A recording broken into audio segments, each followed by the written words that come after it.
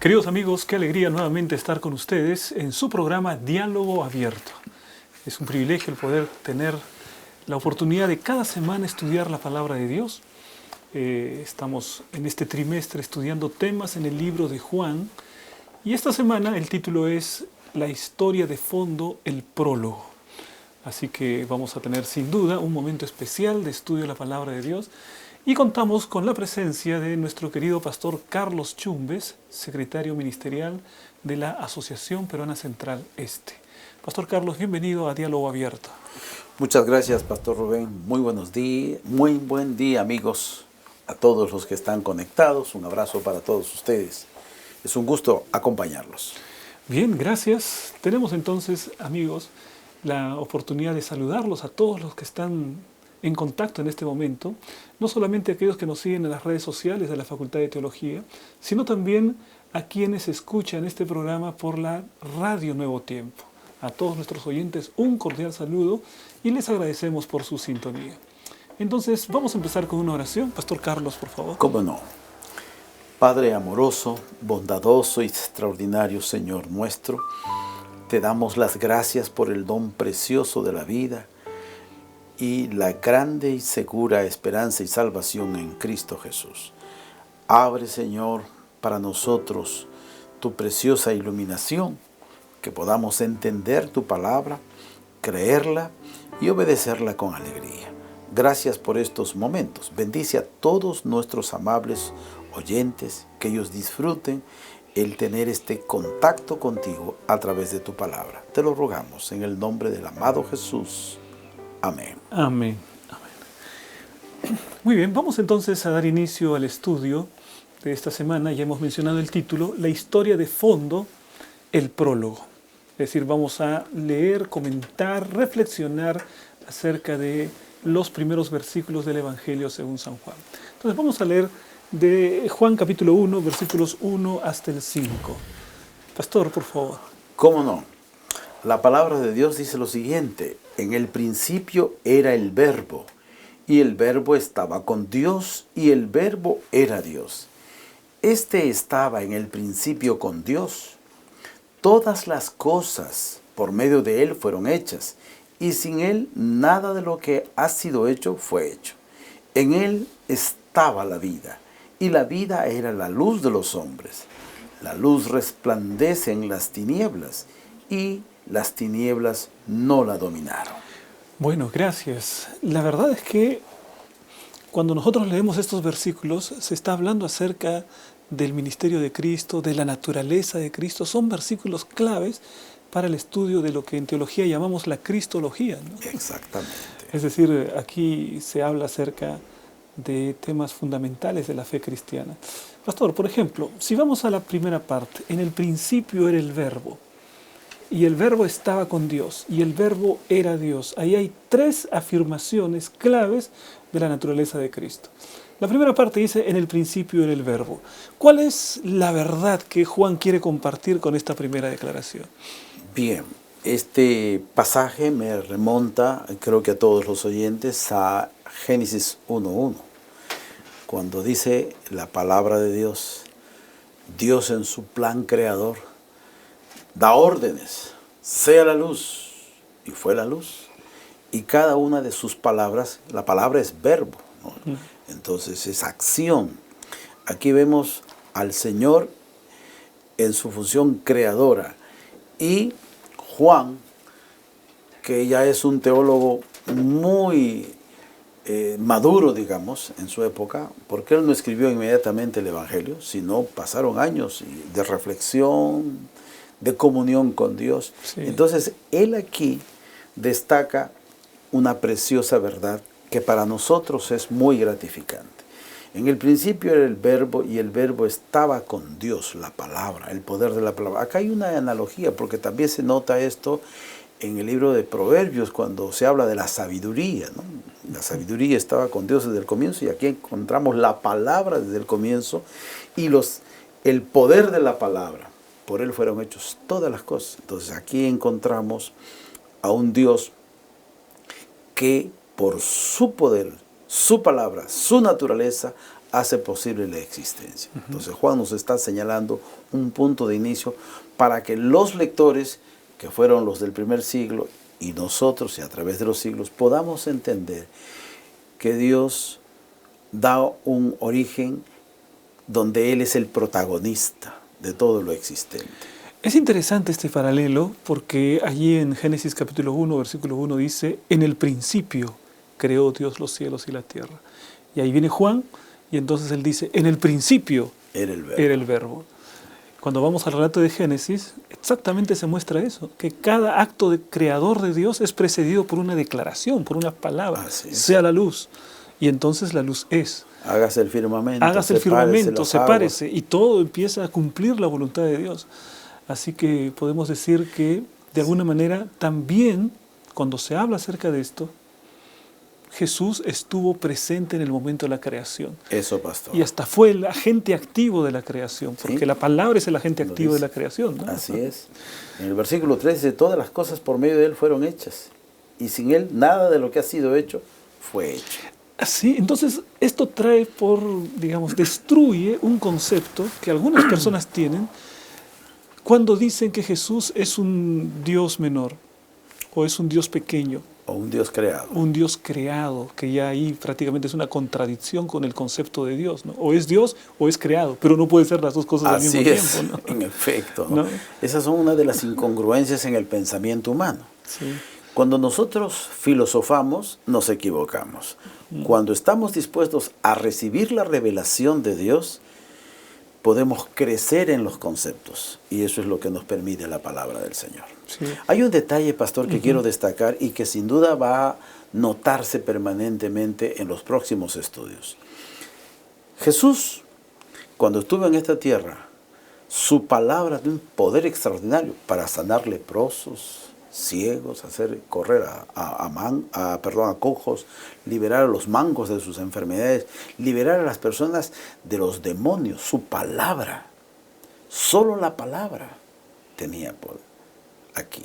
Y sigue teniendo poder, debo decir eso para ser más coherente, sigue teniendo poder porque la Biblia dice que Dios no cambia.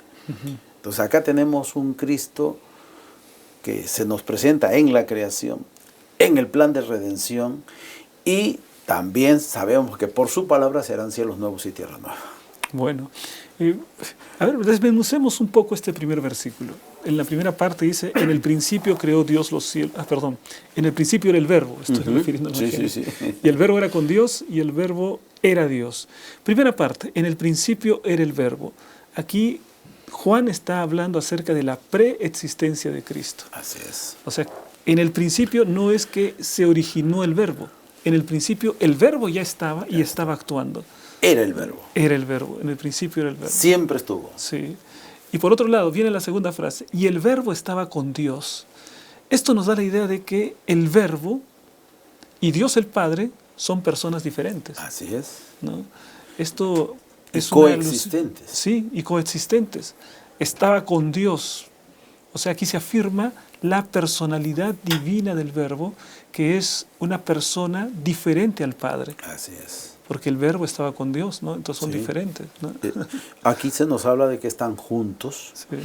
Hay una cosa que yo aprendí en la palabra de Dios, que Dios, Padre, Hijo y Espíritu Santo tienen la misma naturaleza. Sí. Tienen poder, ¿no? Nos aman y cada uno tiene un rol. Bueno, desde la creación jugaron un papel para darnos existencia. Mientras el ser humano existe, sigue jugando su papel cada uno de los tres. Y en el plan de redención igual. Y así por la eternidad. Así es. En verdad, esta segunda parte del versículo entonces alude a la personalidad de Dios Padre diferente a Dios el Hijo. El verbo estaba con Dios. Pero el siguiente versículo es contundente, ¿no? Porque Claro. dice, y el verbo era Dios. O sea, ahí está afirmando la divinidad de Cristo. Cierto, pastor. ¿No? Esto es... la palabra de Dios es muy coherente, ¿no? Y aquí encontramos que tanto el Padre y el Hijo están presentes, como dijimos, en el plan de la creación, y aquí está en el plan de la redención. Y Juan, a él le interesa demostrar que Jesús es Dios. No es un holograma, no es una imaginación, no es una suposición, sino es alguien, porque posteriormente dice, lo que hemos visto, lo que hemos palpado, lo que hemos oído, de eso damos testimonio. Ahora, da la sensación de que Juan viene con la espada desenvainada. Sí. Porque en el tiempo en el que él escribe el libro de Juan, que gran parte de los estudiosos dicen que es después del libro de Apocalipsis, o sea, Juan sería el último libro de Juan, no el Apocalipsis, en aquel tiempo ya empezaban a surgir cuestionamientos. Por ejemplo, estaban los ebionitas que negaban la preexistencia de Cristo, ¿no? Los sabelianistas, o los sabelianistas exactamente, que decían que el Padre y el Hijo eran lo mismo, que no había separación. Y contra ellos les dice, el verbo estaba con Dios, son diferentes, ¿no? Así es. Y estaban, bueno, más adelante en la historia vendrán los arrianos, ¿no? Que dicen que Jesús no es Dios. Y aquí Juan, anticipando eso, escribe, y el verbo era Dios. Sí. Así que de una sola está derribando tres grandes corrientes que a lo largo de la historia han afectado o han hablado en contra de la verdadera naturaleza de Cristo. Claro. Y estos movimientos han causado, pues, graves conceptos, malas creencias, como consecuencia malas prácticas. Cuando uno conceptúa mal, sobre todo a una persona, se llena de prejuicios y, por cierto, se va a llevar mal con esa persona, ¿no? En este caso, llegar a darle a Jesús una segunda categoría que no se revela en la palabra de Dios, es justamente quitarse la escalera de la salvación, ¿no? O es quitarse el puente de la redención que Dios ha extendido sobre el hombre, porque en ninguno otro hay salvación, lo dice Pedro, ¿no? Muy bien. Bueno, entonces aquí dejamos una declaración de Elena de White en el deseo de todas las gentes. Dice, desde los días de la eternidad, el Señor Jesucristo era uno con el Padre. Era la imagen de Dios, la imagen de su grandeza y majestad, el resplandor de su gloria. Bueno, está Elena de White hablando acerca de la naturaleza del Señor Jesucristo. Pero la lección de escuela sabática continúa y vamos a ver ahora lo relacionado con el versículo 14. Versículo 14, permítame leer, pastor, claro. Versículo 14. Y el verbo se hizo carne y habitó entre nosotros, lleno de gracia y de verdad. Y vimos su gloria, gloria como del unigénito del Padre. Bueno, una vez que Juan describe la grandeza del verbo como agente de la creación, como una persona diferente del Padre, pero que al mismo tiempo también es Dios, lo que nos habla de un fundamento para la doctrina de la Trinidad. Ahora, Juan habla acerca de la encarnación. Nosotros, adventistas del séptimo día, creemos en la encarnación, pero no creemos en la reencarnación, ¿no? Esa es otra cosa. La reencarnación es una cosa diferente. Aquí sí se habla acerca de la encarnación, es decir, el verbo se hizo carne, la palabra se hizo carne. Pastor, qué importante, ¿de qué tiene este evento de la encarnación? ¿Qué importancia tiene en la historia de la salvación? Es extraordinaria la importancia y necesario entenderla. En primer lugar, quiero destacar lo que el mismo Juan dice, ¿no? Y el verbo se hizo carne y habitó entre nosotros, lleno de gracia y verdad. Vimos su gloria, gloria como del unigénito del Padre. Pablo, no vamos a citarlo, bueno, la lección no lo cita en estos momentos, pero me permito hacerlo. Pablo nos habla de un segundo Adán. Entonces, he quedado maravillado al entender que el Señor primero nos crea con amor, con plan, con propósito, equipa la casa, le da al hombre trabajo y una serie de bondades, ¿no?, que sería largo mencionar. El hombre cayó en el pecado por dudar de Dios y creerle a la serpiente. Ahora, el Señor va en busca de su ser creado, a su imagen y a su semejanza, que es el hombre, pero Él va, no manda a alguien, Él va personalmente. Y esto es lo maravilloso. Él deja su gloria, deja su condición de Dios, de un ser adorado, servido, para venir. Pero viene en condición totalmente vulnerable. Cristo, que es el segundo Adán, dice Pablo en Romanos, no aparece como el primer Adán. El primer Adán nació adulto, con todas sus cualidades o sus capacidades perfectas, y vivió en el huerto del Edén y pasó una prueba. El segundo Adán, que es Jesús, pasa todo el proceso humano que ya se da después de los días de Adán. La mamá quedó embarazada, un embrión, dice David, habla de eso, es muy maravilloso. Y Jesús pasa los 9 meses en el vientre de la Virgen María, nace, pasa toda la condición de un bebé, se hace un niño, un adolescente, un joven, un adulto. Y entonces Pablo dice, él pasó todas las tentaciones, y tiene razón. Jesús pasó todo el proceso humano de la existencia. Y aquí viene lo maravilloso. Cuando Juan dice, el Verbo se hizo carne y habitó entre nosotros. Jesús escuchó malas palabras, vio ceños fruncidos, sabe lo que es la envidia, sabe lo que es la codicia, sabe lo que es el robo, la rapiña, el abuso, todo eso sabe. O sea, nunca lo podemos sorprender. Él sabe todo. Eso es lo máximo en empatía. Jesús no vino a visitar, como a veces nosotros vamos a visitar a un paciente, o vamos a visitar a un hermano que está encarcelado, o a una persona que está en la prisión, que estamos un rato. Jesús vino a pasar todo el proceso humano. Se hizo carne. Y desde ahí, pastor, demostró quién era, cuánto nos ama. Y Jesús, la Biblia también enseña, Él quedó con las dos naturalezas, la naturaleza divina, y es también poseedor de la naturaleza humana, que gracias a su poder quedó santificado, ¿no? Sí, todo eso ocurre pues a partir de ese momento, ¿no?, que dice, y el Verbo se hizo carne. Ahora, esta declaración carne, sarcos, ¿no?, tiene diferentes significados. Por ejemplo, en algunas veces el apóstol Pablo usa esta palabra y se refiere a la naturaleza pecaminosa, ¿no? Por ejemplo, cuando habla acerca de las obras de la carne. Y está hablando acerca de las obras de la naturaleza pecaminosa del ser humano. Y entonces, evidentemente, cuando Juan habla de carne, no se está refiriendo, en este caso, no se está refiriendo a naturaleza pecaminosa. Obviamente. No. Se está refiriendo a humanidad, ¿no? A humanidad. Y el Verbo se hizo humano. Esa sería la traducción correcta, ¿no? Y el Verbo se hizo humano.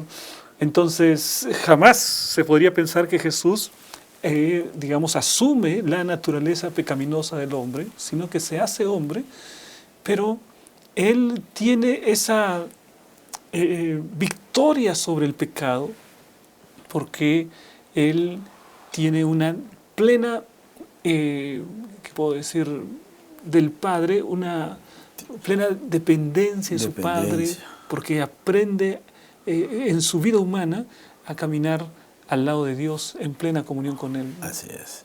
Es efectivamente una dependencia y una relación muy íntima con el Padre.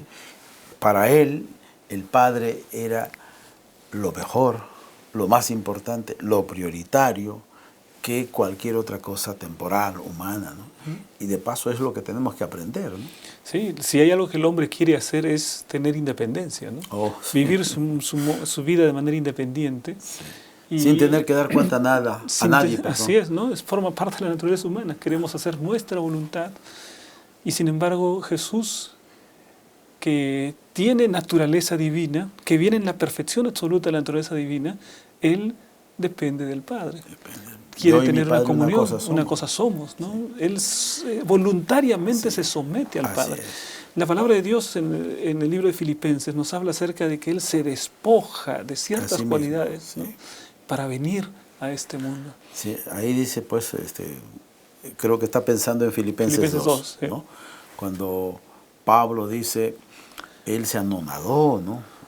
No siendo igual a Dios, no fue algo a lo que recurrió, sino que se hizo hombre y fue obediente hasta la muerte y Fue muerte de obediente hasta cruz, la muerte. ¿no? Un total sometimiento. Y fue obediente hasta la cruz porque eso era necesario pagar para nuestro rescate. Así es. Entonces, una vez más se hace maravilloso el amor de Dios para nosotros. Sí. Bueno, luego aquí vamos a ver esta declaración de la lección de la escuela sabática, que dice lo siguiente. En Juan 1:14, el apóstol indica que el Logos se hizo carne, habitó entre nosotros. La palabra griega subyacente traducida habitó significa colocar una tienda de campaña, una carpa, ¿no? Puso su carpa entre nosotros. Juan está aludiendo a Éxodo 25:8, donde Dios dijo a los israelitas que construyeran un santuario, una tienda de campaña, para que Él pudiera habitar en medio de ellos. Del mismo modo, en la encarnación, Jesús, el Hijo Divino de Dios, se hizo carne humana, velando su gloria, su aspecto divino, para que la gente pudiera entrar en contacto con Él. Se hizo hombre y entonces ahora sí habitó entre nosotros, ¿no? Como Dios, su presencia misma hubiese eliminado, ¿no? Por supuesto. Por la santidad de Dios, ¿no? El ser Eso humano lo en su vemos presencia. en el capítulo 19 de Éxodo, cuando el Señor va a dar la ley, ¿no? Entonces dice la Biblia que el Sinaí humeaba, Sí. ¿no? Y había unos terribles temblores. Y los judíos, todo el pueblo dijo a Moisés, que te hable a ti, no que nos hable a nosotros, ¿no? Eso muestra esa grandeza. La santidad, la grandeza, la ¿no? pureza. La pureza de Dios. La pureza. ¿No? Y a veces nosotros no tenemos esa reverencia, ¿no? Ahora el Señor viene y ahora ya, digamos, en estado humano, Él puede entrar en contacto, puede abrazar, puede hablar, es visible para los discípulos. Es accesible. Es accesible. Entonces es Dios, ahí está. El apóstol Pablo dice, es la plenitud de la deidad. Así es. ¿No? En Él habita corporalmente la plenitud de la deidad. Y es evidente esto porque, y es maravilloso porque la gente que acude a Él son gente con necesidades, con problemas. Va el leproso, va la mujer que vive sufriendo por el flujo de sangre, va Jairo que la hija se le muere, ¿no? Sí. Va el ciego que no ve, el cojo. Y es más, Jesús se acerca a estas personas para resolverle los problemas más difíciles e imposibles a resolver en su época. Y creo que se nota allí el gran acercamiento del Señor para con el pecador. Sí, y gracias a Dios, esa es la iniciativa divina para la salvación, ¿no? Así es. El ser humano cree que es demasiado bueno, muchas veces no siente la falta de la salvación. Sin embargo, Dios se encarna, Jesucristo deja las glorias celestiales, empieza a caminar en este mundo que para Él era la oscuridad total, ¿no es cierto? Y todo con el propósito de darnos una esperanza. De esta manera, Dios queda al acceso del ciego, del mudo, del triste, del desanimado. Esa es la razón por la que Jesucristo vino. Es para que podamos tener esperanza de salvación, para ser salvos. Y una cosa linda, pastor, nosotros vemos en la Biblia que Él está listo para atendernos. No ha cerrado la bodega o la tienda de rescate, está todavía latente, ahí está. Y ahora con mayor seguridad porque Él ya pagó nuestro rescate, ¿no? Así es, pastor. Bueno, vamos a continuar entonces. Ahora vamos a hacer la lectura de Juan capítulo 1, versículos 9 hasta el 13. Pastor, ¿puede leer, por favor? ¿Cómo no? Dice aquí, la palabra de Dios forma parte de una profecía, ¿no? Dice el versículo 9, la luz verdadera que alumbra a todo hombre venía a este mundo. En el mundo estaba, y el mundo fue hecho por medio de él. Pero el mundo no lo conoció. A lo suyo vino, pero los suyos no lo recibieron. Mas a todos los que lo recibieron, a quienes creen en su nombre, les dijo, les dio potestad de ser hechos hijos de Dios. Estos no nacieron de sangre, ni por voluntad de carne, ni por voluntad de varón, sino de Dios. Y el Verbo se hizo carne, como nosotros ya lo hemos visto. Hasta ahí es el versículo, la cita 3. Bueno, aquí se habla acerca de la luz, ¿no? La luz verdadera que alumbra a todo hombre de este mundo. Ahora, esta comparación de Jesús como la luz, ¿qué implicancias tiene para la vida de un cristiano? La luz, es evidente que nadie puede vivir sin luz, por lo menos los seres que desarrollamos, ¿no? Yo he escuchado por ahí que hay ciertos seres vivos en la oscuridad, pero estamos hablando aquí de los seres que disfrutan de la existencia, y vivir en la luz es lo más extraordinario, ¿no? Jesús como la luz alumbra el pensamiento. Jesús aclara muchos textos de la Biblia mal comprendidos. Jesús es la luz porque lo es físicamente y lo es espiritualmente. Físicamente a muchos ciegos los sacó de la oscuridad. Espiritualmente les hizo entender las verdades. Por ejemplo, una conversación con Nicodemo, que seguramente lo vamos a ver más adelante. Jesús le mostró a Nicodemo en esa noche donde él furtivamente lo fue a visitar, ¿no? Jesús le mostró que él, al igual que la serpiente que levantó Moisés, va a ser levantado para dar vida eterna. Y Nicodemo quedó pensando, obviamente, ¿no? Pero algo más, Jesús le dijo, mira, tú necesitas nacer de nuevo. El que no nace de nuevo no puede ver, ¿no?, el reino de Dios. Y si no naces del agua y del Espíritu, no puedes entrar. Dos condiciones. Entonces Jesús es la luz porque ilumina el entendimiento.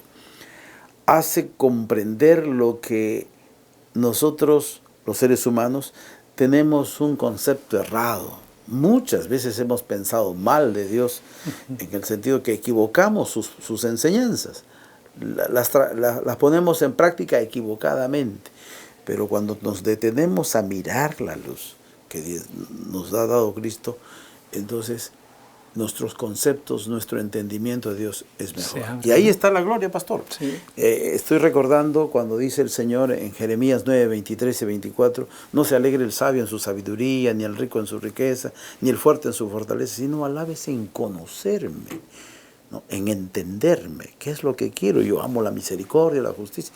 Y ahí se muestra, pues, que al conocer a Jesús, al recibir esa luz, uno encuentra el propósito de la vida, el sentido de estar acá, sí, y hacia dónde vamos. Sin duda, pastor. También aquí podemos ver que hay una presuposición subyacente en el pensamiento del apóstol Juan, que el hombre se encuentra en tinieblas.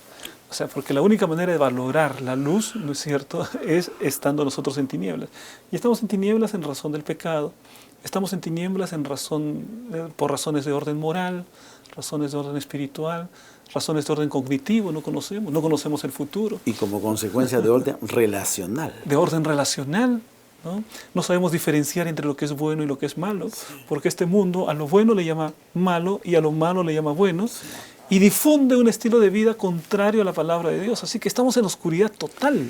En un caos. En un caos. Lo ¿no? vemos en las noticias. Sí. Entonces, para aquellos que se encuentran en oscuridad, cuán valioso es que aparezca la luz verdadera. Entonces, nosotros seremos librados de la oscuridad del pecado, seremos librados de la oscuridad de las malas prácticas morales, de las malas prácticas, de las malas decisiones, de no saber discernir entre el bien y el mal, y también de la oscuridad respecto a nuestro destino. Sí. Porque no sabemos el futuro, pero la Biblia nos dice que hay un futuro glorioso para aquel que ama al Señor Jesucristo. Ilumina hasta nuestro futuro. Así es. Hollywood, pastor, se ha encargado de hacer pensar que el fin del mundo es una tragedia, ¿no? Pero la Biblia lo hace terminar de otra manera, ¿no? Dios siempre presenta al hombre que el futuro siempre va a ser mejor que el pasado que tenemos por causa del pecado, ¿no? Entonces ahí tenemos nosotros un mensaje de esperanza. Un mensaje de esperanza. Sí, maravilloso. Bueno, entonces aquí en esta parte se presenta a Jesús como la luz verdadera, pero se presenta también que dice el versículo 11, a lo suyo vino, pero los suyos no lo recibieron. Es decir, están en la oscuridad, necesitan la luz, se presenta la luz y no quieren recibir la luz, ¿no? Esto pasó en el tiempo del pueblo de Israel y déjeme decirle, pastor, yo quedo sorprendido, apenado, frustrado, porque hay gente que en los días de Jesús, los que debieron recibirle, fariseos, doctores de la ley, los escribas, Los que más conocían aparentemente la los palabra, que estaban ¿no? más en contacto con la palabra de Dios, habían perdido los lentes, no veían la luz. Entonces a los suyos vino y los suyos no lo recibieron, porque Jesús no tuvo ni siquiera el lugar adecuado para nacer, ¿no? Y siempre fue rivalizado, aún por su propia familia. Eso es tremendo. Sí, la familia fue rechazada Sí, por su propia familia. por su propia familia. Y sus vecinos también. ¿Qué? Este hijo de María, cuyas hermanas chancletonas No, están ese con es el nosotros? hijo del carpintero, El ¿no? hijo del carpintero. Despóticamente. Hoy, ¿qué pasa? Igualito. Tú vas a una universidad secular o a un centro de trabajo donde la gente se da de muy intelectual. Tú le hablas de Dios, te hacen sentir anacrónico, fuera de época, estás atrasado, pero no. De paso, para que la gente entienda la luz de Dios, generalmente le ocurre cuando ha pasado por tragedias. Cuando están enfermos, cuando la esposa se les va, o cuando pierden el trabajo, el negocio, ahí quieren ver la luz, se dan tiempo para ver la luz. Pero es al revés. Algunos me han dicho a mí, pastor, cuando yo esté viejito yo voy a buscarlo. Ojalá que Cuando me jubile. Cuando me jubile yo me entrego a Dios. Absurdo. Mira, la luz es ahora. Ahora tienes la oportunidad de vivir gozoso con la luz que Dios te da, porque la luz da seguridad. Una analogía muy cortita. Cuando nosotros amanecemos en un día de invierno donde todo está nublado, hasta el espíritu se desalienta, no hay disposición anímica a trabajar.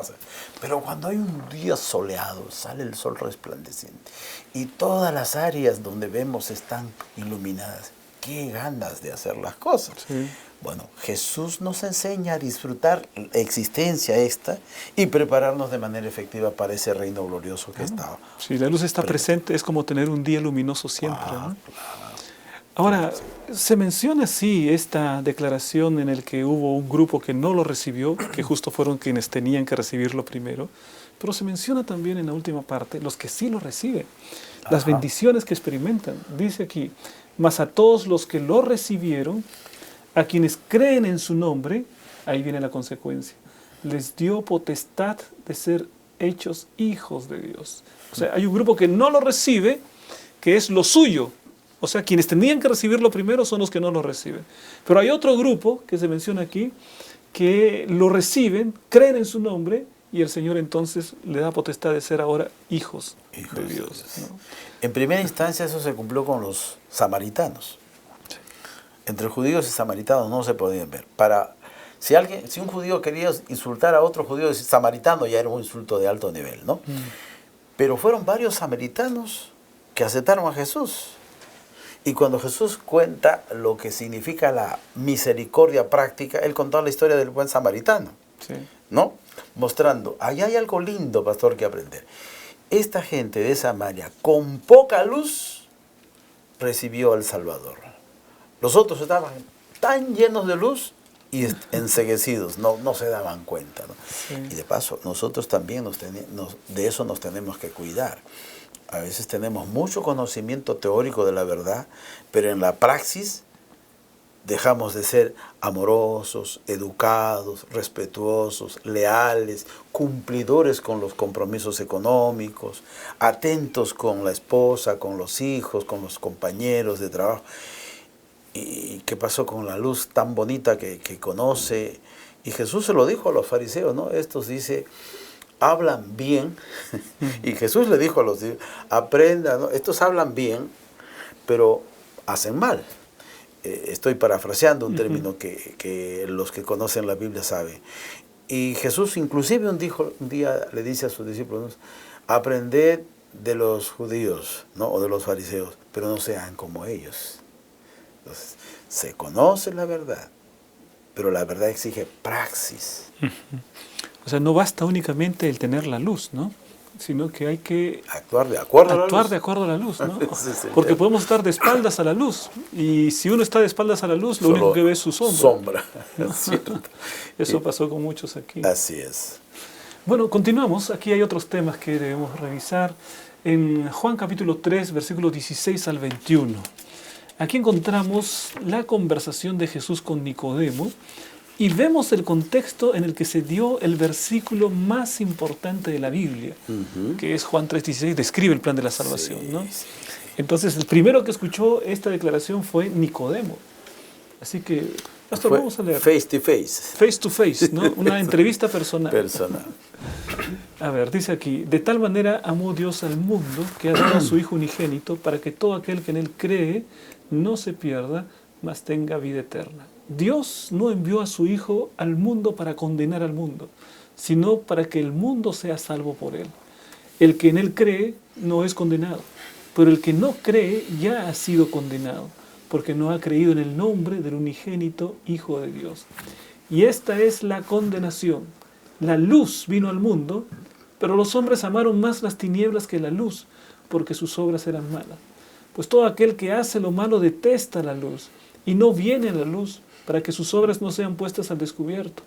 Pero el que practica la verdad viene a la luz, para que se ponga de manifiesto que sus obras son hechas en Dios.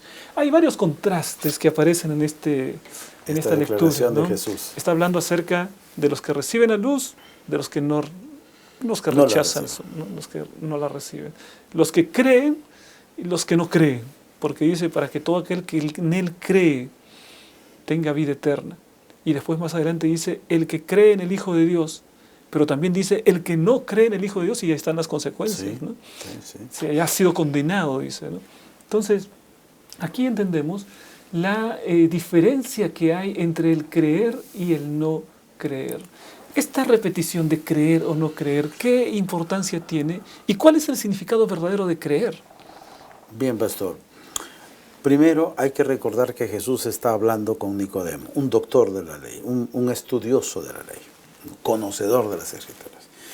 Pero, según sabemos, la teología judía enseñaba que la gente se salva por obras y que ellos justamente se esforzaban en tener bien cumplidos sus 613 preceptos para entrar al reino. De la tradición oral. La tradición oral, ¿no? Ahí está pues la Torá, la Mishnah, ¿no? La Torá es la ley, ¿no? Sí. Pero la Mishnah, sus reflexiones, esos eran los comentarios, son los comentarios que ellos tenían, ¿no? Bueno, Jesús le muestra que la salvación es una iniciativa, un plan pensado, creado y ejecutado por Dios. Aquí lo dice, ¿no? Porque de tal manera amó Dios al mundo que ha dado a su Hijo unigénito para que todo aquel que cree no se pierda, tenga vida. O sea, la motivación es el amor. El amor. Y es lindo que Jesús declara, para mí el verso 17 es sumamente importantísimo. Hermoso. Pero es poco mencionado el 17 debido al tremendo resplandor del 16, ¿no? Exacto. El 17 tiene es también contundente, porque dice, Dios no envió a su Hijo al mundo para condenar al mundo. Y eso es lo que pensaban permanentemente los judíos. Cada falla, Dios te quiere destruir. Dios tiene un látigo en la mano para ver dónde se equivocó. ¿Dónde fallas para darte? Era como esos profesores del antaño, ¿no? Un error y te daban tu katana, ¿no? Acá dice, sino el Señor mandó a su Hijo para salvar, para que sea salvo por Él, ¿no? Ahora, a su pregunta, mi querido pastor, creer que Jesucristo es el Salvador. ¿Qué implica eso, creer? Exactamente. La primera cosa que yo entendí, creer en Jesús, es la antítesis del pecado que sufrió Adán y Eva. Adán y Eva pecaron porque dudaron de Dios y creyeron a la serpiente. Y de ahí Satanás se aprovechó para entretejer un sinnúmero de teorías, ¿no? Y hacer que el hombre se hundiera en sus pensamientos, sus sentimientos y se apartara de Dios. Eso se ve inclusive en Caín. Helen White habla muy interesante de las emociones, pensamientos y emociones y como consecuencia actitudes que tuvo Caín frente a Dios. Entonces, pero aquí, ahora, la creencia, pastor. Creer que Dios nos ama al pecador, aceptar ese amor. Esto es como lo ilustra algunos de los grandes predicadores, ¿no? Que cuando uno está en un mar tempestuoso, no sabe nadar y está que se ahoga y viene un helicóptero, nos lanza una soga y nosotros no vamos a quedar mirando el helicóptero solamente. La persona que está sobre el helicóptero nos va a decir, agarra la soga. Y si yo me pongo a pensar, vamos a suponer que a mí me pasa eso, ¿me resistirá? ¿Me resistirá? De repente se rompe la soga. ¿No? Se rompe. Entonces la Biblia muestra que hay que creer, creerle a Dios. Decir, Señor, lo que tú me has provisto, yo lo creo, lo acepto. Creer significa aceptar a Dios lo que te está diciendo. No seguir lo que estás pensando ni sintiendo, sino lo que Él está diciendo. Sí, e implica la obediencia. Obviamente, ese es el resultado. Es el resultado, es el ¿no? resultado. La obediencia. Porque yo puedo decir creo, pero no doy el paso práctico. Esto es una creencia que se disuelve simplemente en la buena intención, ¿no? Así es. Eso es lo que tiene, bueno, esa creencia que usted acaba de mencionar, pastor, cuando uno cree en Dios y no hace lo que Él dice, está perdiendo su tiempo, su vida, sus alegrías y no está experimentando el poder transformador, restaurador, regenerador de Dios. Amén. Pastor, tenemos un tema que es recurrente en el libro de Juan, porque allí leímos anteriormente en el capítulo 1 que vieron su gloria. Y luego más adelante se habla acerca de la gloria de Dios y glorificar a Dios. Por ejemplo, en Juan capítulo 17, versículos 1 hasta el 5, allí se repite este tema de la gloria. La gloria Entonces, de Dios. ¿qué quiso decir Jesús cuando oró, Padre, ha llegado la hora? Glorifica a tu Hijo para que tu Hijo te glorifique a ti. O sea, glorifica a tu Hijo, ¿no? Pero tu Hijo te va a glorificar aquí. Es una gloria, una glorificación que va en dos direcciones, mutua, ¿no? Mutua. Pastor, cuando nosotros nos ponemos a leer a Juan nomás, él siempre, casi desde el comienzo de la escritura de Juan, él siempre dice, la hora todavía no ha llegado, ya va a llegar mi hora. Hay expresiones así, que habla, Jesús está dentro de un marco, o mejor dicho, de un cronograma que se va desarrollando.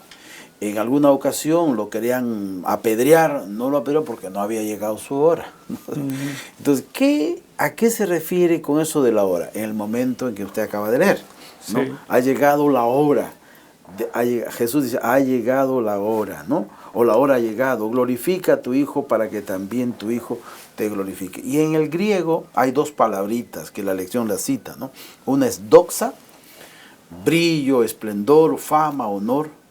Y el otro término es glorificar, es doxazo o doxazo, alabar, honrar, ensalzar, glorificar. Estos dos términos aquí se ponen en conjunto para mostrar lo siguiente. ¿Cuál era la gloria del Señor? ¿O qué es la gloria del Señor? Su carácter, su amor. Y la gloria del Hijo era dar testimonio del amor que tiene hacia su Padre y hacia la humanidad. Él se dio. Aquí ya entraba al momento en que iba a ser juzgado, calumniado, ¿no? Y muerto en la cruz. La gloria del Señor es justamente llegar a la cruz para rescatarnos, mostrar cuánto ama a la humanidad. Así es, y es interesante que cuando se habla acerca de esta gloria, ¿no? Se está refiriendo al momento de la muerte de Jesús. O sea, la glorificación máxima con la que Jesús glorifica a su Padre es su propia muerte. Así es. Haberlo obedecido hasta la muerte. Obedecer hasta la muerte. Y muerte de cruz. Muerte de cruz. Qué maravilloso. Pastor, muchísimas gracias por compartir esta lección. Queridos amigos, hermanos, hemos dado una visión panorámica a la lección de la escuela sabática. Hay muchos puntos que quedan en el tintero, ¿no? Pero el tiempo ya se nos ha terminado. Entonces, pero desafiamos a nuestros amigos que lo sigan viendo, escuchando, leyendo y van a disfrutar de esa gloria, ¿no? Sin duda, pastor. Bueno, vamos entonces, queridos amigos, a finalizar quizá antes de terminar, pastor, un breve mensaje para nuestros amigos en relación con el estudio de la palabra. ¿Cómo no? Amigo, amiga, Dios te ama como puedes ver. Y ahora está más claro para ti y para mí que Jesús vino a este mundo, se encarnó, vivió con nosotros, dio su preciosa vida. No me estoy refiriendo solo a la muerte en la cruz, sino cada día de su vida sirvió para redimirnos. Lo que nos conviene es hacer todo lo contrario que hicieron los ciudadanos de su época. A los suyos vino y los suyos no lo recibieron. Nosotros sí lo recibimos. Tú también lo tienes que recibir. Y al recibirlo, nos convertimos en hijos de Dios. Y somos hijos, o al ser hijos, somos sus herederos de su reino eterno. Acepta a Jesús ahora. Vive con Él. Y el futuro eterno que Él te ofrece será tuyo. Dios te bendiga grandemente. Amén. Muchas gracias, pastor. Vamos a hacer una oración, queridos amigos, para terminar el programa de hoy. Querido Padre que estás en el cielo, santificado sea tu nombre. Te damos gracias, Señor, por el plan de salvación que implementaste para que nosotros, seres humanos pecadores, pudiésemos tener la esperanza de la vida eterna en Cristo Jesús. Gracias por el sacrificio de Jesús. Gracias porque en Él encontramos el modelo perfecto de lo que quieres que nosotros seamos. Amén. Ayúdanos a ser como Jesús, a tener un carácter semejante al de Cristo. Querido Padre, pedimos estas bendiciones en el nombre de Jesús. Amén. Amén, Señor. Amén.